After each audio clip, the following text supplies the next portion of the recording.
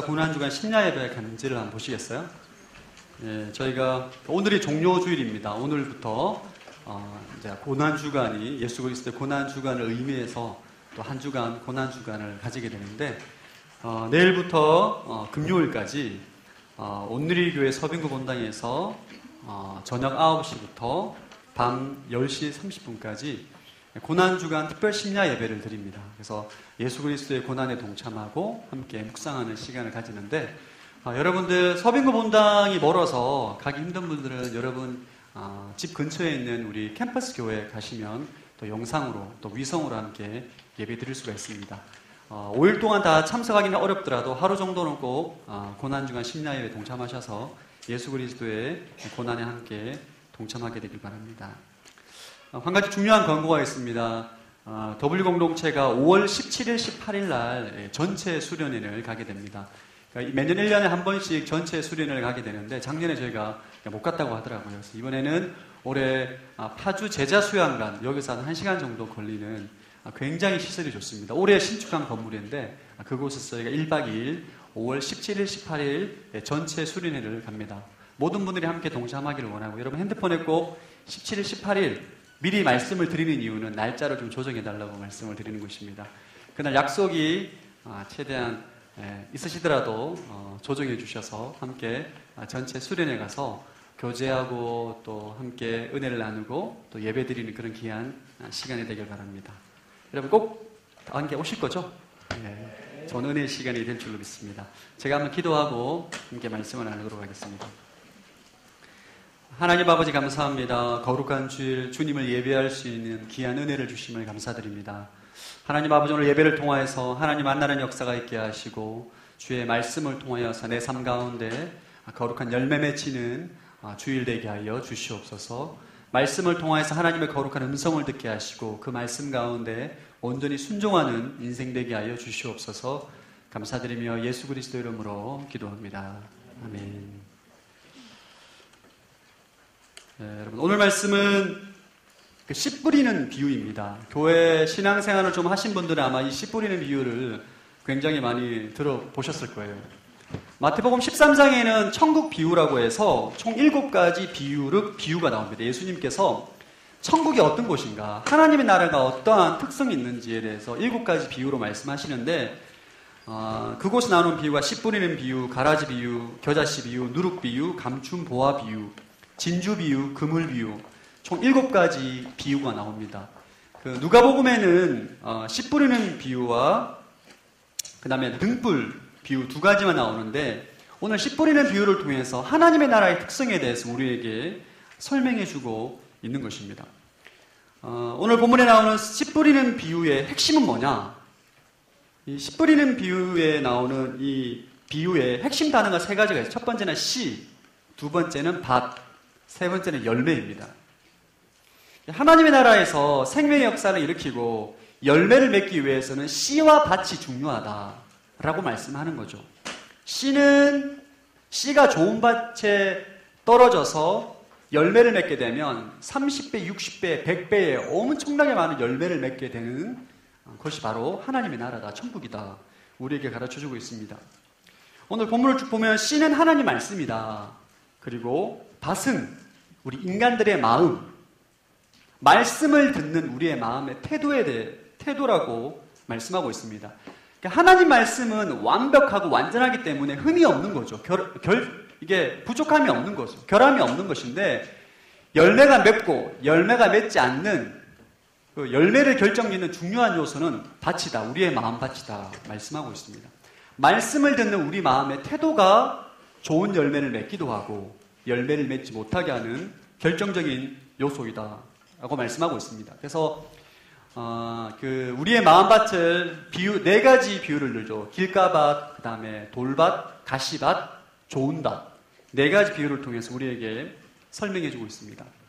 어떤 사람은 신앙생활을 한 지 굉장히 오래되었지만 그의 삶에 신앙이 열매가 없는 사람들이 있습니다. 반면에 신앙생활이 이제 한 지 1년, 2년, 3년밖에 되지 않았지만 그의 삶 가운데 굉장히 많은 열매가 맺혀져 있는 사람들이 있어요.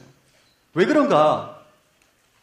씨 뿌리는 비유의 말씀에 의거해서 말씀을 드리면 말씀을 듣는 마음의 태도가 그 사람의 열매를 결정짓는다는 거예요.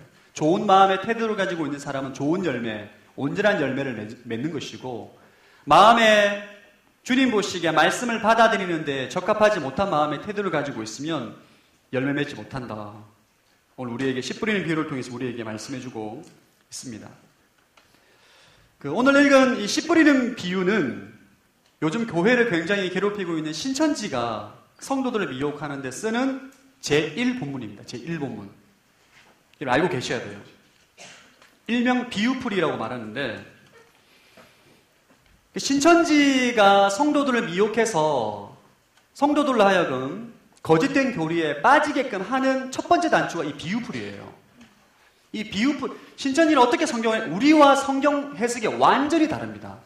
어떻게 성경을 해석을 하냐 하면, 이사야에 있는 말씀에는 짝이 있다 라는 본문을 인용해서, 오늘 본문에 보면 씨는 하나님 말씀이고, 그 다음에 밭은 사람의 마음이고, 이런 여러 가지 비유풀이를 통해서 모든 성경을 비유로 풀어버립니다. 나무는 사람이고 애굽은 육체고, 이런 식으로 비유를 성경을 보는 관점의 틀을 만들어버려가지고, 여러분 사실 비유풀이는 예수님께서 천국을 설명하기가 너무 힘든 거예요. 천국을 설명하기 너무 힘들기 때문에 비유로, 인간의 언어로 천국을 다 표현할 수 없기 때문에 비유로 설명을 하는 것인데, 이런 비유로 말씀하신 것은 비유로 풀어야 되지만, 모든 성경을 비유로 풀어버리게 되면 성경의 진리가 왜곡되어 버리는 거죠. 신천지는 교회 성도들을 미혹해서 비유풀이에 대해서 막 하면 성도들이 신기하게 처음 듣는다. 당연하죠. 이단 말씀을 어디서 교회 듣겠어요. 우리 목사님 한 번 들은 얘기는 안 하시면 당연히 그 얘기 안 하죠. 틀린 건데. 이런 것을 혹해가지고 모든 성경을 비유로 풀고, 그러니까 성경을 보면 다 뭐든지 비유로 푸는 거예요. 우리가 교회에서 말하는 진리와 완전히 다른 해석으로 만들어버리는 왜곡된 성경 해석 관점을 가지고 있습니다. 이미 성경을 바라볼 때 관점을 왜곡시켰기 때문에 진리를 아무리 읽어도 진리 그대로 받아들이지 못하는 거예요.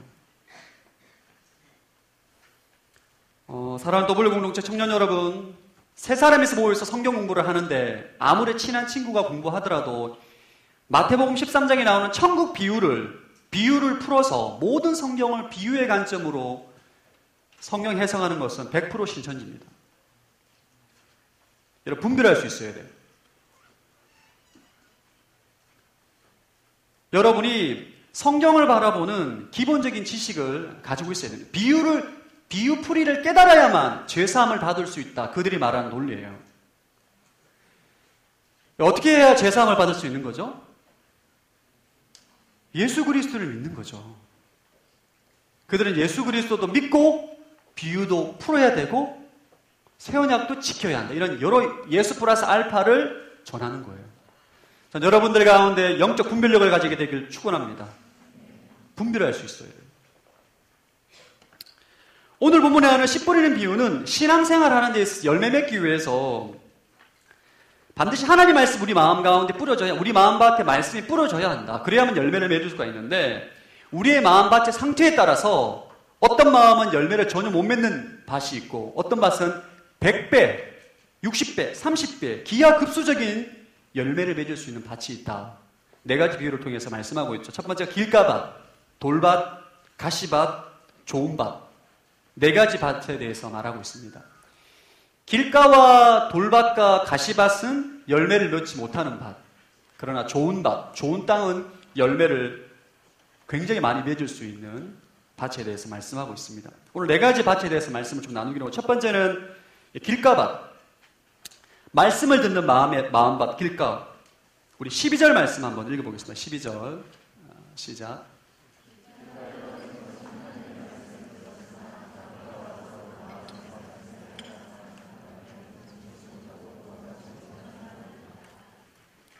길가에 네모칸을 쳐주시고, 길가.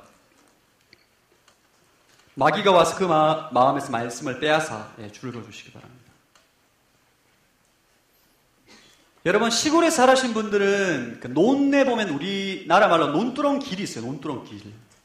예, 논과 논 사이에 길이 있기 때문에 사람들이 지나갈 수 있는 길, 작은 길입니다. 그 길이 성경에서 말하는 길가예요. 길가. 이 길은 사람들이 굉장히 많이 왔다 갔다 하기 때문에 또 발로 밟고 다니기 때문에 길이 굉장히 단단하게 굳어진 땅입니다. 씨를 뿌리다 보면 이 길가밭으로 씨가 나가기도 하는데 땅이 워낙 발로 밟아서 단단하기 때문에 이 씨가 땅 안에 들어가지 못하는 거예요. 그래서 사람들의 발에 밟히기도 하고 오늘 본문에 보면 새들이 와서 뿌려진 씨앗을 다 먹어버린다. 이것이 길가밭의 특징입니다. 본문에 나오는 길가는 우리의 마음이 단단하고 굳은 마음입니다. 우리의 죄, 경험, 고집, 고정관념, 잘못된 교육을 통해서 우리의 마음이 단단하게 굳어져 버린 거예요. 마음이 아스팔트와 같은 거죠. 이런 사람은 마음이 너무 딱딱하기 때문에 굳어져 버렸기 때문에 아무리 말씀을 들어도 그 말씀이 심령 안에 들어가지 못하는 거예요. 이 길가 마음밭을 가지고 있는 사람들의 특징 중에 한 가지는 일단 설교 들을 때 이런 마음으로 듣습니다. 목사님 저를 한번 감동시켜 보십시오. 이런 마음으로 듣습니다. 할렐루야. 여러분 그렇지 않죠? 설교 얼마나 잘하는가 한번 보자. 그런 마음으로 설교를 들어요. 이 마음이 단단하게 굳어버린 사람들의 특징 중에 또 다른 특징은 말씀에 관심이 없습니다. 말씀에 관심이 없습니다. 말씀을 향한 열정도 없고 사모함도 전혀 없습니다. 특별히 예배 시간에 습관적으로 조는 사람들이 있어요. 그럼 제가 진지하게 말씀을 드립니다. 저도 피곤하면 예배 때 잘 졸립니다. 새벽 예배 때도 졸기도 하고 어제 NMC 수련회 갔는데 새벽 1시에 예배 드리는데 너무 피곤해서 계속 졸았습니다. MC들이 저보고 막 뭐라 하더라고요. 목사가 존다고. 사진도 찍고 그러던데. 피곤하면 잠이 오는 거죠. 지극히 당연한 것입니다. 피곤하면 잠이 오는 거예요. 그것을 제가 뭐라는 게 아니에요. 이상하게 찬양할 때는 열심히 찬양하다가 설교 딱 하면 설교 끝나면 또 와! 이게 한 주, 두 주가 아니라 매주 습관적으로 그런 사람들이 있어요.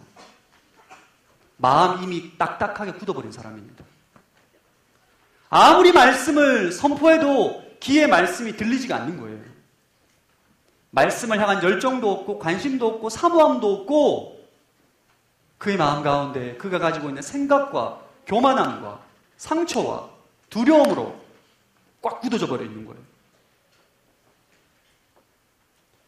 이런 사람들은 아무리 좋은 말씀, 아무리 말씀을 듣고 읽고 암송해도 그의 마음이 너무 단단하기 때문에 말씀의 씨앗이 들어가지 못합니다.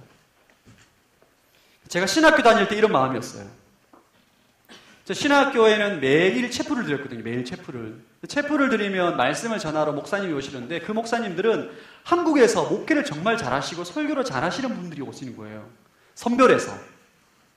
근데 제가 신학교 때 어떤 마음으로 체프를 드렸냐 하면 이거 목사님 설교 얼마나 잘하는가 한번 내가 보겠습니다. 굉장히 교만한 마음인 거죠. 설교 별로네. 인사이트도 없고 스피치도 영 떨어지고 사투리도 많이 쓰고 저런 설교로 목회를 한다고 굉장히 교만한 거죠. 신학적인 오류가 있어. 저 메시지는 신학적으로 문제가 있는 메시지야. 모든 목사님이 설교를 판단하고 재단하고 비판하고 정죄하고 아니면 잠을 자든지. 제가 3년 동안 화수, 목금 매주 4일씩 체프를 드렸는데 기억나는 설교는 한 명밖에 없어요.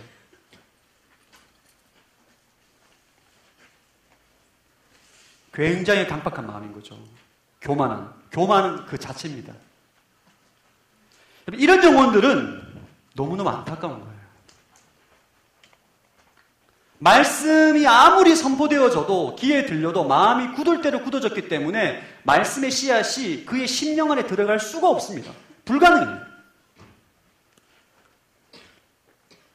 사람은 나이가 들면서 지식이 많아지고 경험이 많아질수록 마음이 더 단단해집니다. 신앙생활을 어릴 때 잘할까요? 아니면 나이가 들면 잘할까요? 예? 언제 잘할 것 같아요? 거수 한번 해볼까요? 한번 나이가 어릴 때 신앙생활 더 잘한다. 손 한번 들어보시겠습니다. 나이가 어릴 때. 나이가 많아서 노인이 되어서 신앙생활 더 잘한다. 손 한번 들어보시겠어요? 할렐루야. 여러분 지혜로우십니다.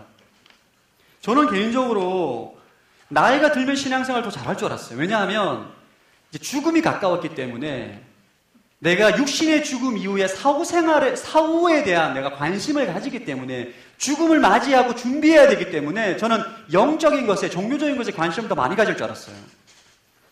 제가 우연찮게 통계청 가서 제가 자료를 찾아봤어요. 연령대별 종교활동 인구 자료. 궁금해가지고 진짜. 신기한 게 뭐냐면 가장 종교활동을 많이 하는 나이대가 몇 살인 줄 아세요? 20대, 10대, 할렐루야. 30대, 40대가 제일 많아요. 왜 그럴까 궁금해 생각해보면 인생이 피곤해, 이때가 제일 피곤해. 제일 피곤해, 30대, 40대. 그렇지 않나요? 세상의 무거운 짐이 내 어깨에 다 짊어지고 있어요. 제일 종교활동이 미미한 연령대가 65세 이상이에요. 65세 이상. 가장 종교활동과 신앙생활이 미미합니다. 왜 그럴까? 그의 지식과 경험과 교육과 그의 교만함으로 인해서 마음이 너무나 굳어져 버린 거예요. 여러분, 길가와 같은 마음밭의 심각한 문제는 뭐냐 하면 그들의 마음에 뿌려진 말씀의 씨앗을 마귀가 가로채 간다는 거예요. 심각한 문제입니다. 아무리 말씀을 많이 들어도 마귀가 내 마음밭에 뿌려진 딱딱해 굳어져 버린 내 마음밭에 뿌려진 씨앗을 다 가로채 가는 다. 우리가 하나님께 주신 말씀을 붙잡지 않으면 마귀가 가로채 간다는 사실을 기억해야 돼요. 여러분이 오늘 선포드린 말씀을 붙잡지 않으면 마귀가 가로채 간다는 거예요. 왜냐하면 마귀는 그 말씀의 능력과 생명력을 알기 때문인 거죠.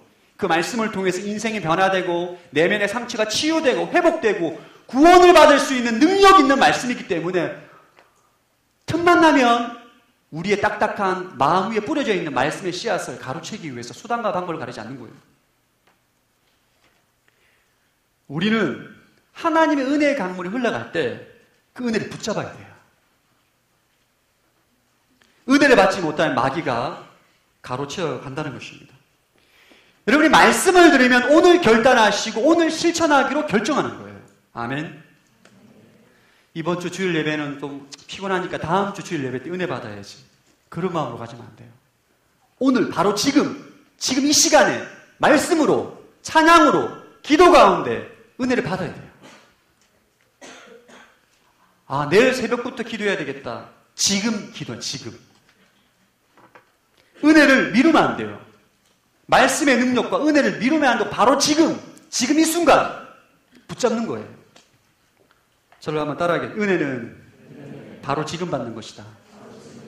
그럼 하나님 은혜는 지금 바로 지금 붙잡는 거예요. 마귀에게 틈을 주면 안 됩니다. 말씀 우리 마음 가운데 쑥 들어와야 돼요. 그러면 길가와 같이 단단히 굳어져 버린 사람은 어떻게 해야 되나? 여러분 스스로 여러분의 마음밭을 점검해 보십시오. 나는 과연 길가밭인가, 돌밭인가, 가시밭인가, 좋은 밭인가 점검을 해봐야 돼요.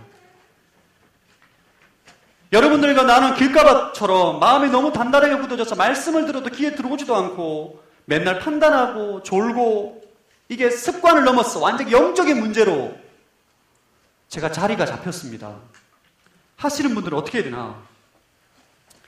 단단하게 굳어버린 마음을 깨버려야 돼요.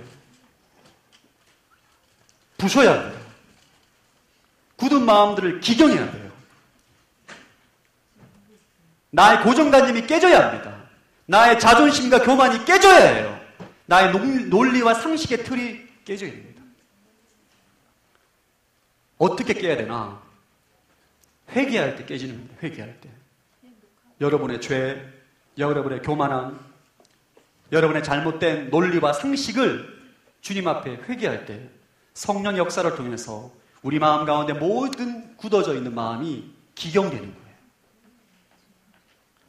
딱딱하게 굳어버린 그 마음을 성령의 호미로 다 갈아엎는 거예요. 성령께서. 부드러운 흙으로.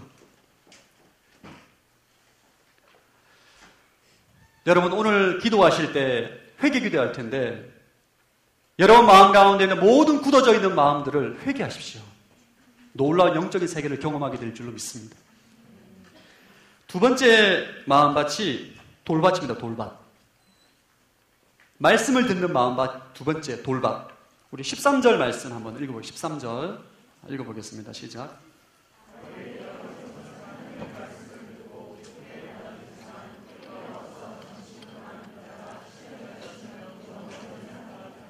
예, 바위 위 네모칸을 쳐주시오. 예, 시련에 닥치면 곧 넘어지는 사람들 주로 한번 보여주시기 바랍니다. 이 말씀의 씨앗이 바위 위에 떨어졌어요. 돌밭. 바위가 있고 그 위에 얇은 흙이 깔려있는 밭, 돌밭입니다.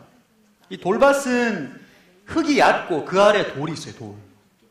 그래서 돌밭에 뿌려진 씨앗은 새싹이 나서 싹이 나긴 하는데 돌로 인해서 뿌리가 내리지 못하는 거죠. 자료에 의하면 이 돌밭이 싹이 빨리 난다고 합니다. 왜냐하면 돌의 열 때문에 해에 비치는 열 때문에 인해서 돌밭에 이 싹이 빨리 난다고 해요. 근데 문제는 싹이 나고 난 다음에 뿌리가 돌로 인해서 내리지 못하는 거죠. 그래서 결국 곧 시들어 버리는 것입니다. 이 마음이 돌짝밭 같은 사람들의 특징은 일단 말씀을 들을 때 기쁘게 받아들입니다. 아멘 합니다. 아멘. 흥분합니다. 흥분하고 은혜도 받고 눈물도 흘리고 결단하는데 문제는 오래가지 못한다는 거예요. 내 마음이 돌짝밭인지 좋은 밭인지 언제 어떻게 구분할 수 있나? 여러분 삶 가운데 고난이 찾아왔을 때 발견할 수가 있어요. 시련과 고난이 찾아왔을 때 돌짝밭에 해당되는 사람들이 금방 넘어집니다. 금방 하나님 원망하고 마치 광야에 있는 이스라엘 백성들처럼 조금 전에 10가지 재앙을 보고 홍해를 건너왔는데 물이 없다고 하나님 원망하고 불평하고 모세를 저주하고 돌짝밭입니다. 돌짝밭. 이 돌짝밭에 해당되는 사람들 특징, 가장 큰 특징, 잠수 타는 겁니다. 잠수 타는 거. 신앙생활 열심히 하다가 기쁨으로 열정적으로 막 하다가 시련에 찾아오면 잠수를 타버립니다. 믿음의 뿌리가 없기 때문에 금세 넘어지는 거죠. 제가 청년으로 섬길 때 어느 날 저희 공동체 혜성 같은 형제가 한 명 나타난 거예요. 작은 공동체인데 잘생기고 성실하고 열정 있는 청년이 나타난 거예요. 그래서 우리 임원들이 저 친구다. 안 그래도 총무가 없는데 저 친구를 총무로 세우자. 그래서 사람들이 이구동성으로 그 청년을 총무로 세웠어요. 근데 문제가 2달 후부터 발생하는데 갑자기 2달 후쯤에 애가 안 보여요. 2달 동안. 한참을 찾다가 2달 후에 와서 한다는 얘기가 힘들어 잠시 쉬었다. 공동체 총무인데. 이게 무한반복이야. 한 달에 하고 한 달 쉬고, 한 달하고 한 달 쉬고, 한 달하고 한 달 쉬고. 제가 청년 때 리더십으로 많이 생겼지만 그때가 제일 힘들었어요. 너무너무 힘들더라고요. 믿음의 뿌리가 없는 거죠. 인간적인 열정만 있는데 인간적인 열정을 가지고 달려들면 이런 어려움에 빠지게 됩니다. 돌밭과 같은 마음밭을 가진 사람은 그럼 어떻게 해야 되나? 믿음의 뿌리가 없는 사람들은 어떻게 해야 되나? 이런 사람이 견고한 신앙을 가지기 위해서는 일단 말씀을 규칙적으로 묵상하고 말씀대로 살아가는데 말씀에서 요구하는 손해를 보더라도 대가를 치러야 돼요. 여러분이 말씀대로 살아갈 때 찾아오는 고난과 시련과 대가를 치르지 않으면 믿음의 뿌리가 견고하게 내리지 않습니다. 영적인 근육이 생기지 않는 거예요. 여러분 헬스클럽에서 몸짱이 되기 위해서 하루 열심히 운동하고 난 다음에 그 다음날 아파서 안 가는 거와 똑같은 거예요. 저도 이런 말 할 자격은 없지만 제가 오늘 설교 준비하다가 캡틴 아메리카 나오는 남자 주인공 너무 몸이 좋은 거예요. 제가 검색을 해봤어요. 크리스 에반스 어깨 딱. 와, 몸이 장난이 아니에요. 깜짝 놀랐습니다. 인간의 몸이라고 하기에는 너무너무 남자인 제가 봐도 너무 멋있는 거예요. 할렐루야. 제가 너무 육적인가요? 너무 몸이 좋더라고요. 여러분, 그 친구가 그런 몸을 만들기 위해서 얼마나 피와 땀을 흘렸겠어요. 음식도 절제해서 먹고 시간을 지켜가면서 운동하고 아프지만 또 운동하고 참아가면서 얼마나 많은 노력을 했겠습니까? 마찬가지로 우리도 신앙에 있어서 믿음의 뿌리가 내리기까지는 말씀대로 살아가면서 내 삶 가운데 찾아오는 수고와 고난과 대가를 치러야 돼요. 그래야만 우리의 믿음의 뿌리가 견고하게 내리는 것입니다. 위대한 믿음의 사람 다윗은 언제 믿음의 뿌리가 견고하게 내려지게 되었는가? 사울에게 도망다니면서 10년 동안의 광야 생활을 가운데 그의 믿음의 뿌리가 견고하게 세워진 거죠. 사랑하는 여러분, 여러분이 말씀대로 살아가는데 삶의 현장에 찾아오는 고난과 핍박은 하나님께서 여러분의 믿음의 뿌리를 내리기 위한 축복입니다. 직면하셔야 돼요. 직면. 여러분의 죄의 유혹으로 인해서 찾아오는 시련과 고난이 아니라 말씀대로 말씀에 순종하면서 살아가는데 찾아온 시련과 고난과 연단은 내가 직면해야 돼요. 이겨내야 돼요. 감당해야 돼요. 그때 영적인 근육이 생겨요. 영적인 근육. 영적인 삼두박근, 이두박근 이렇게 생기는 거예요. 어깨 이런 거. 여러분 삶 가운데 찾아오는 말씀으로 인해서 오시는 고난과 시련을 피하지 마십시오. 대면하십시오. 직면하세요. 그때 여러분 인생 가운데 견고한 믿음의 뿌리가 세워지게 될 줄로 믿습니다. 우리가 한 가지 기억해야 될 게 있어요. 하나님께서 우리에게 감당하지 못할 시험을 주지 않는다는 거예요. 감당하지 못할 시험. 우리 고린도전서 10장 13절 말씀 읽어보겠습니다. 시작.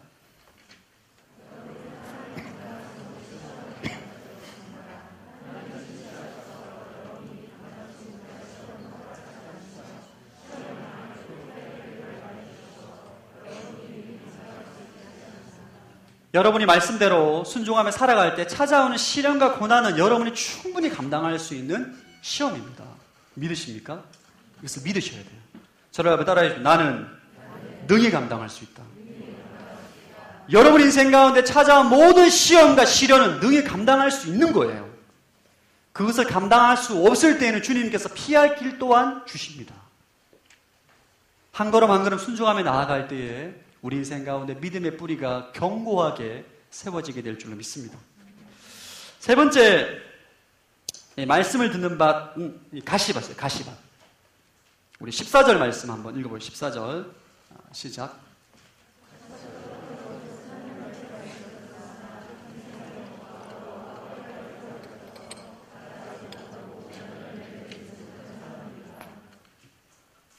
가시밭에 네모칸을 쳐주시고 세상의 걱정 동글라미, 부의 동글라미, 쾌락의 동글라미, 온전한 열매를 맺지 못하는 사람들 줄을 그어주시기 바랍니다. 세 번째 밭은 땅은 좋은 땅이에요. 돌밭도 아니고 길가도 아니고 좋은 땅인데 문제는 가시덤불이 많아요. 가시덤불이 많아서 말씀의 씨앗으로 인해서 나온 이 새싹이 자라는데 굉장한 방해를 주는 거죠. 씨앗과 땅은 전혀 문제가 없는데 주위 환경이 문제래요. 주위 환경. 말씀으로 인해서 열매 맺는 데 방해하는 세 가지 환경이 오늘 본문에 뭐라 말씀하시는 세상의 걱정, 부, 돈의 유혹, 세 번째는 쾌락, 세상의 쾌락이라고 말하는 거예요. 이 세 가지가 말씀의 기운을 막아서 열매 맺는 데 방해한다. 가시덤불을 세 가지 조금 더 구체적으로 살펴보기로 원하면 첫 번째, 세상의 걱정. 세상에 수많은 사람들은 걱정을 하며 살아갑니다. 걱정이 없는 사람은 없을 거예요. 가족 문제, 건강 문제, 직장 문제, 결혼 문제. 청년들은 결혼 문제 때문에 많이 걱정하시죠.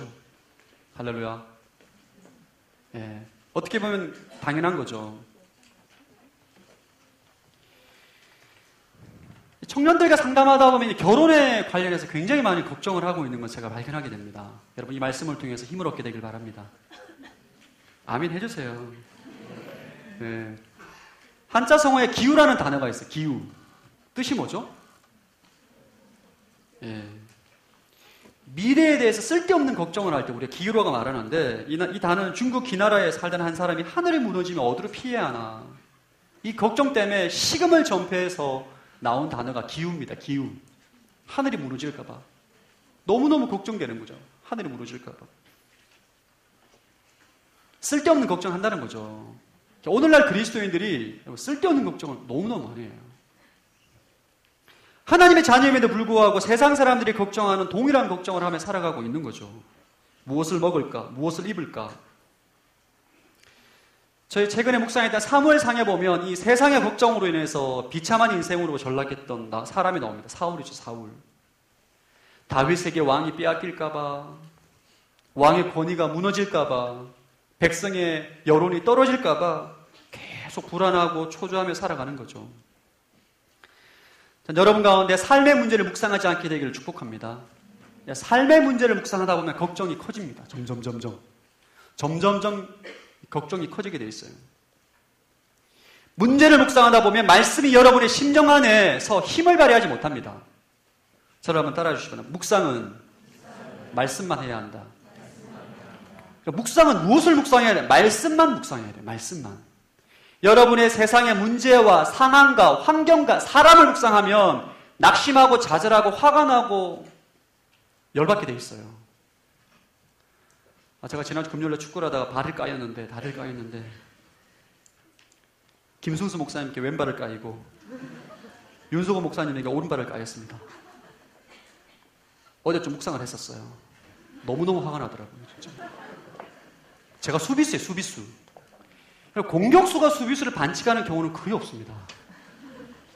이게 공격수가 골을 넣으려고 할 때 수비가 골을 못 넣게 반칙을 하면 했지 공격수가 수비수의 이 정강이를 걷어차는 일은 거의 없어요.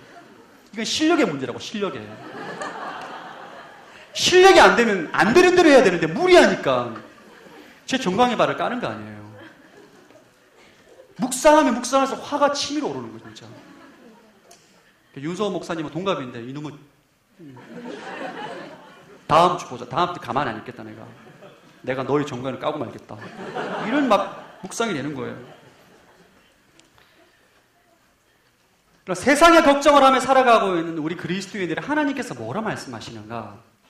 우리 빌립보서 4장 6절에서 7절 한번 읽어보겠습니다. 시작.